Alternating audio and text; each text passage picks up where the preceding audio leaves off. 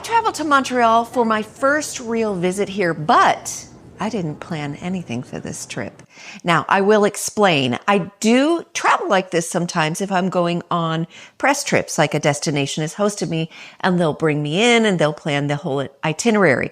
But that's a different situation. This is personal travel. And this was especially different because it was entirely planned by a 21-year-old.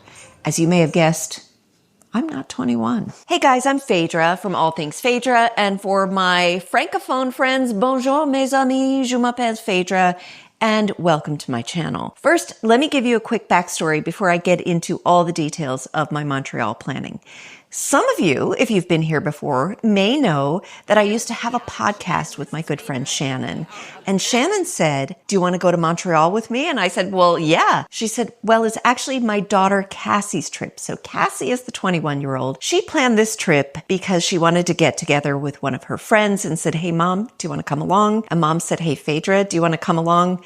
And here we are. So I got in my car, went to Shannon's house, we got in her car, drove to Montreal, and as my mother would say, I decided to let go and let God. Here's how the itinerary went. We arrived just in time for a 6 p.m. reservation at Notre-Dame Basilica for the Aura light show, which I planned to show you in great detail until I discovered no photos or videos were allowed. After the show, I caught a quick glimpse of the Basilica's beautiful architecture, and then we had to move. We had dinner reservations right after, so we hoofed it through Old Montreal to Montreal. We're here.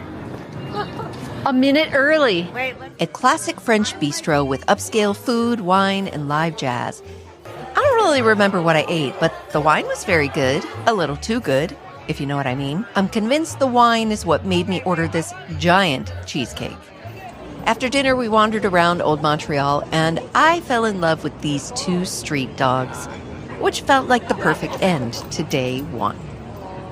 Day two started bright, but thankfully not too early, with a $5 walking tour of Old Montreal. Now, I don't normally do organized tours, and I'll admit my attention span wandered a little. Not because of the guide, she was great, but because I'm highly distractible. And Old Montreal gives you a lot to be distracted by. I have a separate short video with more of the Old Montreal details, so I won't turn this into a history lecture here. But for a first visit, this was a good way to get oriented. Afterward, we asked for a lunch recommendation and ended up at Olive et Gourmando. I was so busy eating that I barely filmed, but this whipped ricotta, absolutely worth the stop. Then we did a little souvenir shopping in Old Montreal, before I dragged Shannon to one of my favorite places in any new city, the local grocery store. After some downtime, we met up with Cassie's friend Perry for our evening plans, which involved venturing onto public transportation. Now, I've been on a lot of subway systems, so I wasn't too intimidated by the Montreal Metro. It was cheap, easy, and most routes were pretty straightforward. We bought a 3-day pass, which let us hop on and off trains and buses as much as we wanted. We took the metro toward the Lachine Canal because Cassie desperately wanted to ride in these swan paddle boats. I was pretty sure I would take one look and go find something else to do, but the area was actually really cute, and the boats were fairly inexpensive for an hour. It was windy, so we didn't get very far, but we were happy paddling in circles and taking pictures of each other. This is exactly the kind of activity a 21-year-old adds to the itinerary that I probably wouldn't have picked, but I'm glad she did. I made a separate short on this because the canal history is actually more interesting than the giant swan boat suggests. Now, I don't usually plan all my meals in advance, but in this case, it was a good idea because Foiegwa is tiny and popular. I went with mussels, frites, and a local beer, and then we happily called it a night. The next morning, we headed to Mile End for a food tour. It took a little metro navigation and a slightly awkward walk to get there, but we made it, and this ended up being one of the best parts of the trip. There's no better way to learn local history than from a local, unless it's from a local while eating. Talking and eating are two of my favorite hobbies, so this was very much my kind of tour. We started with a fresh-from-the-oven Montreal bagel, then moved through the neighborhood for Greek food, a smoked meat sandwich, poutine, gnocchi in a cup, and gelato. I have a separate short video on the full food tour, so I won't recap every bite here. But even though it was a little pricey, I thought it was a great introduction to the city's food culture, especially for a first visit. And since Mile End was so cute, we decided to check out some shops. I actually met the owner of this Japanese paper shop while sitting on the bench outside, which is exactly the kind of random travel moment I love. And then, Phaedra needed a little alone time. There was a shop I wanted to check out in the opposite direction, so I split from the group and promised I'd meet up with them later at a festival. I stumbled into an antique shop, made it to the boutique I was looking for, and although I didn't find what I wanted, I somehow ended up at Marché Jean-Talon, one of Montreal's famous food markets.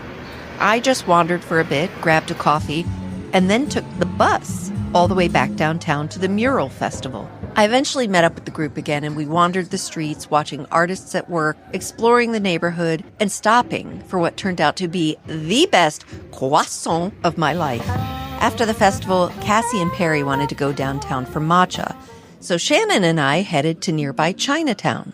With some help from Google, we found a popular noodle house known for homemade noodles, and while there was a wait outside, it was definitely worth it.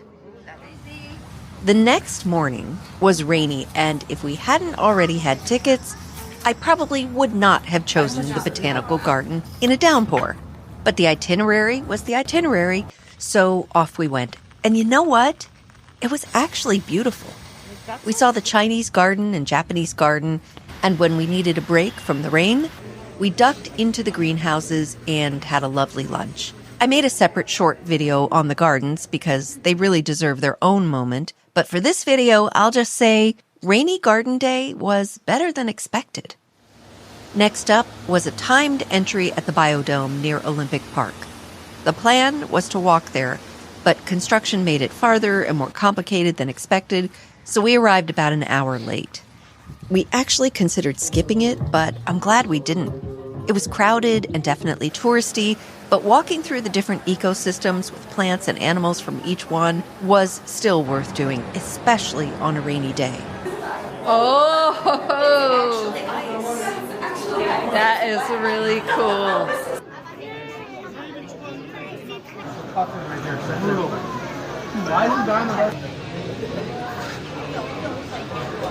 Then we were just going to Uber back, but the rain had stopped, so we hopped on the metro again because it was just so easy. After we refreshed ourselves and soothed our aching feet, we walked back down to Old Montreal purely for photo ops. Our destination was the Bonjour Montréal sign on the green roof of the Grand Quay at the Port of Montreal. It actually has a beautiful view of the river and makes a great backdrop with the city. Also, can I give a middle-aged lady shout-out to this amazing public restroom in Old Port? I mean, sometimes travel magic is architecture. Sometimes it's a clean bathroom. And then we did one of my favorite things. We went to a speakeasy. It was everyone else's first speakeasy, so I was excited to see them experience it. We rang the bell at a nondescript door, waited briefly, and then headed down into the Coldroom. We each had a drink and shared the grilled cheese, which is what they're known for, before heading off to our final dinner of the trip. Dinner was at Jardin Nelson in Old Montreal. They don't take reservations, but our wait was minimal, and this may have been my favorite meal of the trip. The jazz was fabulous, our waiter was fabulous, the charcuterie was fabulous, my smoked meat crepe was, as you might guess, fabulous, and the lemon dessert was amazing too. And by this point, I was pretty much done with eating, but Cassie had one final meal planned for the morning we left. Near Mile End, we had brunch at Antipode, and as soon as we walked in, I realized this is what happens when a place becomes Instagram famous. It was very much about the aesthetic.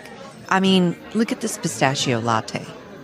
The food was good, but I probably wouldn't go out of my way for it again. And with that, our 21-year-old planned Montreal itinerary came to an end. We packed up, got back in the car, crossed the border, and headed home. That was quite an adventure, right? I can tell you overall that I would absolutely do this itinerary again without reservation. I loved everything we did. I loved everything we saw. And one of the things that I was really worried about was the pace. Like, would it be too much for my middle-aged body? But this trip was totally my vibe. All the steps, all the sights. And I always feel like if I don't come home exhausted, that I probably missed out on something. Is there anything I would do differently? Well, I wouldn't say that this really had anything to do with Cassie being 21. Cassie is really into event planning and event management, and I think she really has a knack for it. So we had a great itinerary. I would say the only difference is in our travel styles. I don't usually have things planned to the minute on a day-by-day basis. I like to leave more room for discovery and exploration and just kind of finding those hidden gems and off-the-beaten-path type things. With that said, with this being a first trip, I feel like I checked off a lot of the big things that you would want to put on your list. And the other thing is we ate a lot. Now listen, I like food and I think food is a great way to explore a new destination. But I usually have just a couple big meals and then do a lot of snacky foods or smaller places. And so I'm definitely going to have to do a little work to shed some of my Montreal weight. But overall, good job, Cassie. And one thing is for sure, I would definitely love to come back to Montreal. If you think we missed anything, please let me know. And until next time, thanks for joining me and au revoir.